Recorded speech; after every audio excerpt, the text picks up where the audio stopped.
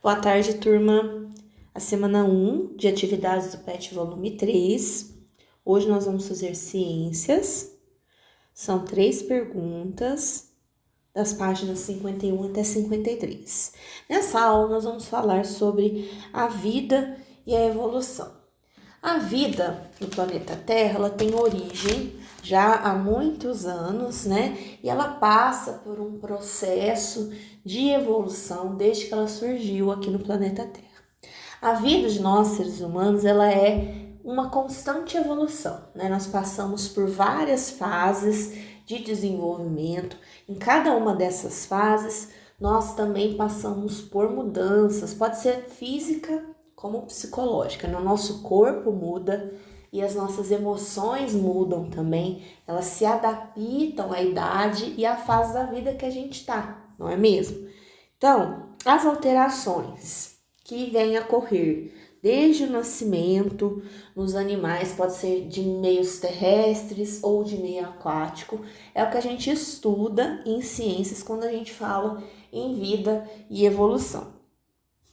Na apostila de vocês tem um texto explicando sobre esse assunto. Nós vamos fazer a leitura, então acompanhe aqui junto comigo. Você já parou para pensar no quanto o seu corpo mudou desde que você nasceu? Assim como essas mudanças ocorreram com você, todos os seres vivos sofrem grandes mudanças ao longo de sua vida. Na espécie humana, por exemplo, desde o nascimento até os 9 anos de idade, aumentamos de tamanho, de peso, aprendemos a falar, a andar e substituímos os dentes de leite por dentes permanentes. Nessa questão dos dentes também, pessoal, está envolvida a alimentação, porque a nossa alimentação está muito ligada ao desenvolvimento dentário, né? Quando a gente é bebê, por exemplo, que não tem os dentinhos ainda, a gente não consegue mastigar nada, por isso que nós tomamos só o leite ou materno, né? Ou o leite comprado, depende da criança, de como ela se adapta. E conforme a criança vai crescendo, o bebê vai crescendo, nasce o dentinho, aí já pode comer comida molinha, né? Uma papinha amassadinha, e aí passa a comer alimentos que ele consegue mastigar. Nós precisamos dos dentes para poder mastigar a carne, por exemplo, né? Que é uma das principais fontes de nutrientes que os seres humanos comem, apesar de que existem pessoas que não comem a carne por uma questão, né, ideológica ou política de preservação da vida dos animais, mas a proteína, né, que vem da carne, ela é um nutriente muito importante para o desenvolvimento humano. Vamos continuar aqui a leitura. Essas são apenas algumas das grandes alterações que já aconteceram no seu corpo, pois muitas outras ainda irão acontecer. Na fase da vida que vocês estão, na infância ainda, vai acontecer muitas mudanças físicas e muitas mudanças psicológicas também. Todas essas mudanças no corpo são necessárias para que o ser vivo interaja da melhor forma com o ambiente em que vive. Nós falamos da questão dos dentes, né? A gente precisa ter um corpo que consiga sobreviver no ambiente que nós vivemos. Essa é a nossa função como animal, né? Sobreviver e perpetuar a espécie. Então, por isso que nós, seres humanos, acabamos nos adaptando ao modo de vida civilizado que nós desenvolvemos, que é esse modo em sociedade, né? O corpo dos animais, de um modo geral, ele precisa estar adaptado ao ambiente, senão ele não sobrevive. Por exemplo, aqui, a mudança que ocorre ao longo da vida dos sapos. Vamos ver aqui na imagem, ó. O ovo, depois tem a fase de girino, e depois o sapo atinge a vida adulta. Os sapos, primeiro, eles colocam seus ovos na água e quando os girinos, que são os filhotes, nascem, se desenvolvem com cauda para nadar e brânquias para respirar dentro da água.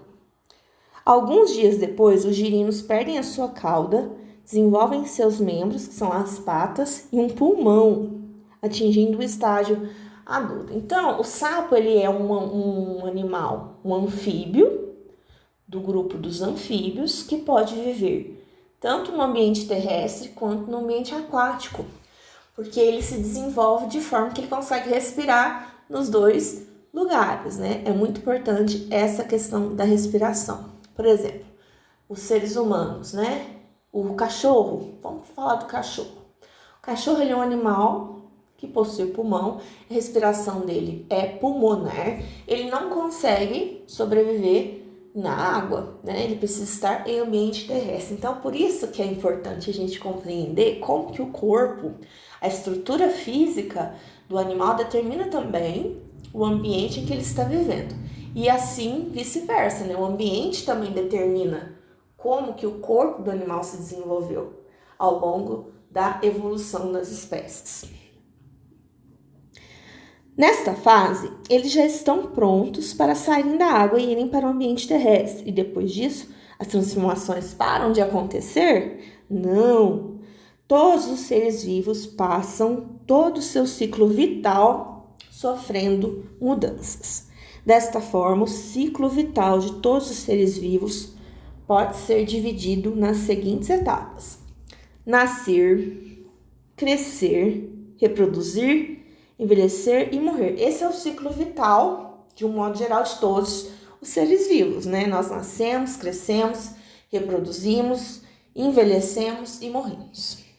O ciclo vital dos seres humanos pode ainda ser dividido em fases da vida, como a infância, que vai ali do 0 ano, né? Do momento que a gente nasce até os 11 anos. Depois dos 12 aos 17, nós vivemos a adolescência. E a partir do 18 até mais ou menos 59 anos, nós estamos na fase adulta. A partir de 60, nós entramos na velhice, a fase idosa, né? Que aí é já o processo de envelhecimento. Vamos responder então as perguntas de hoje. Pense e compare um bebezinho com você. Então, vocês que têm até irmãozinho em casa na fase aí de bebezinho, pode fazer essa comparação vendo o irmãozinho ou irmãzinha de vocês no dia a dia, né?